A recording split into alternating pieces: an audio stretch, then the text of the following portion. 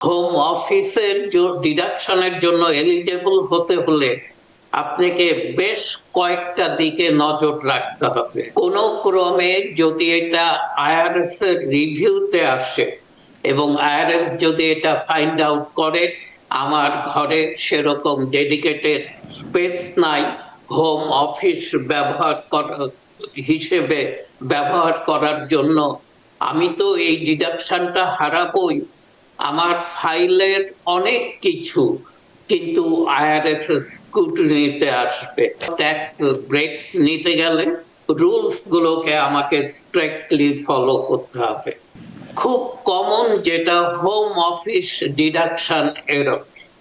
Home office deduction আমরা সকলেই কম বেশি ব্যবসা যারা করি অথবা অনেকে ছোটখাটো যে সাইড বিজনেস গুলো আছে, আমরা ঘরের থেকে কাজ করে থাকি এবং আমরা হয়তো আমার বেডরুমের পাশেই বেডের পাশেই একটা ডেস্ক আছে এবং সেখানে একটা কম্পিউটার আছে, প্রিন্টার আছে। আমি যখনই সময় পাই সেখানে বসে কিছু কাজ করি, ব্যবসার কাজ করি এবং আমি ধরে রাখছি যে আমি হোম অফিস ডিডাকশনের জন্য এলিজেবল, কিন্তু কথাটা কিন্তু সত্য নয়। হোম অফিসের ডিডাকশনের জন্য এলিজেবল হতে হলে আপনাকে বেশ কয়েকটা দিকে নজর রাখতে হবে। একটা হচ্ছে যে স্পেসটা আপনি ব্যবহার করবেন সেটা কারোর সাথে শেয়ার করা যাবে না। অর্থাৎ এটা আমার বেডরুম অথবা ডাইনিং রুম এবং তার পাশে ছোট্ট একটা ডেস্কে আমার কম্পিউটার, ল্যাপটপ, প্রিন্টার এগুলো আছে। এইভাবে কিন্তু হোম অফিস ডিডাকশন নেওয়া যায় না। It has to be exclusive use. একটা রুম হতে হবে এক্সক্লুসিভলি, সেটা আমার হোম অফিস হতে হবে, আমার অফিস হতে হবে। এটাকে আমি কখনো বাসায় এক্সট্রা গেস্ট চলে আসলো, আমি একটা বেড বিছিয়ে দিলাম এবং সেখানে গেস্ট গিয়ে থাকতে পারলো, এই সুযোগ কিন্তু চলবে না। এবং এটার রেগুলার ইউজ হতে হবে, এমন না যে কালে ভদ্রে আমি ব্যবহার করছি, যখন দরকার হয় না তখন আর ব্যবহার করি না।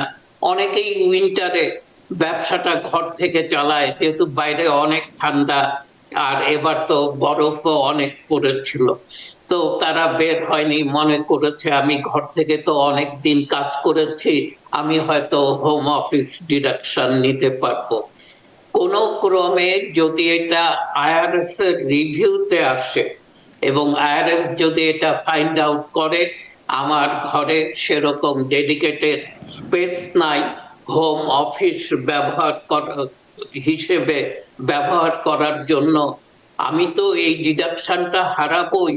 আমার ফাইলের অনেক কিছু কিন্তু আইআরএস স্ক্রুটিনিতে আসবে।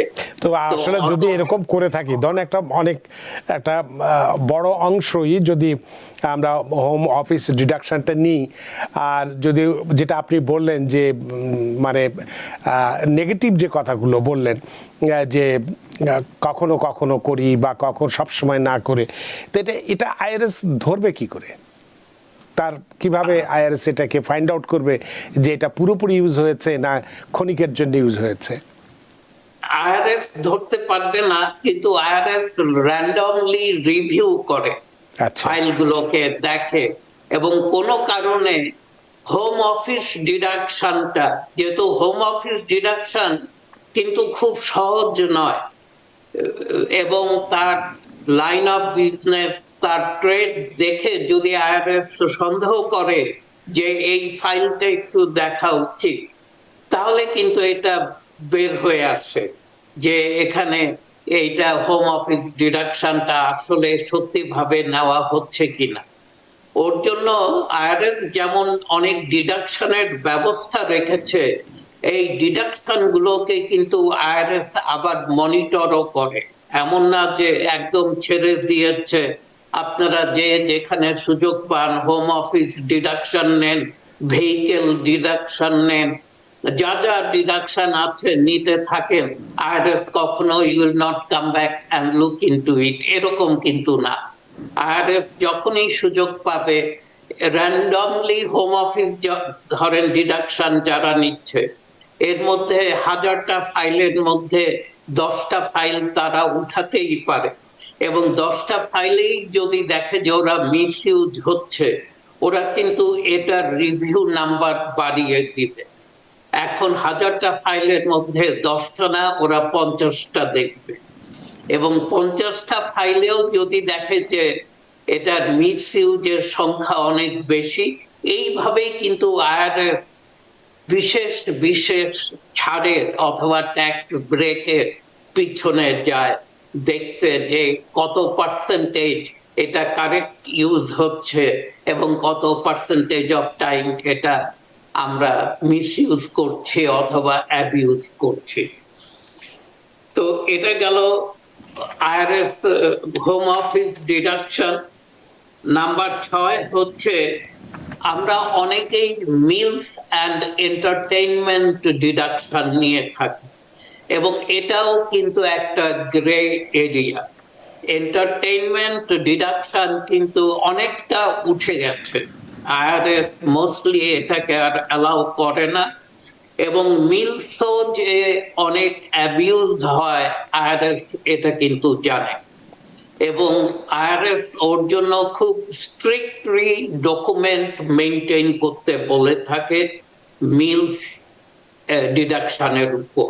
যেহেতু আপনাকে রিসিপ্টটা মেনটেন করতে হবে, কবে কখন কোথায় আপনি এই মিলটা খেয়েছেন এবং সেই সাথে আপনার গেস্ট অথবা আপনার প্রবাবল কাস্টমার কে ছিল তাদের ইনফরমেশন থাকতে হবে, এবং এই মিটিং এ এই ডিনার টেবিলে অথবা লাঞ্চ টেবিলে আপনারা কি ডিসকাস করেছেন, মূলত মেজর ডিসকাশন কি ছিল সেটাও পয়েন্ট আউট করতে হবে। আর আগে দেখা গেছে যে অনেকেই এন্টারটেইনমেন্ট বলতে ক্লায়েন্ট নিয়ে হয়তো চলে গেছে কোনো শো দেখতে, কোনো পারফরমেন্সে গেছে, অথবা যে কোনো অনুষ্ঠানে গেছে, বেসবল দেখতে গেছে, ভিআইপি বক্স রিজার্ভ করে। সেই এন্টারটেইনমেন্ট গুলো থেকে আইআরএস কিন্তু অনেক আগেই কিছু কিছু করে বেরিয়ে আসছে। মোস্ট অফ দ্য কেসে ওরা অনেক স্ট্রিক্ট স্ক্রুটিনির মধ্যে ফেলেছে যে এই ধরনের এন্টারটেইনমেন্টের এই ব্যবসার জন্য একান্তই দরকার ছিল কিনা, এবং এত স্ট্রিক্ট করে এনেছে এই রুলগুলোকে যে এটা ডিফিকাল্ট হয়ে দাঁড়িয়েছে এগুলোকে সাবস্টেনশিয়েট করা। এবং সবচেয়ে বড় কথা, আমরা যখন ট্যাক্স ব্রেক এবং ট্যাক্স ট্র্যাপ নিয়ে কথা বলি, আমরা খুব মানে ইমফ্যাসিস করে থাকি যে ডু নট ইগনোর রুলস। যদি রুলকে আমরা ইগনোর করি আমরা কিন্তু আরো বেকায়দায় পড়ব। ট্যাক্স ট্র্যাপ আমরা আমাদের জন্যই ক্রিয়েট করে ফেলবো। তো ওর জন্য ট্যাক্স ব্রেকস নিতে গেলে রুলস গুলোকে আমাকে স্ট্রিক্টলি ফলো করতে হবে।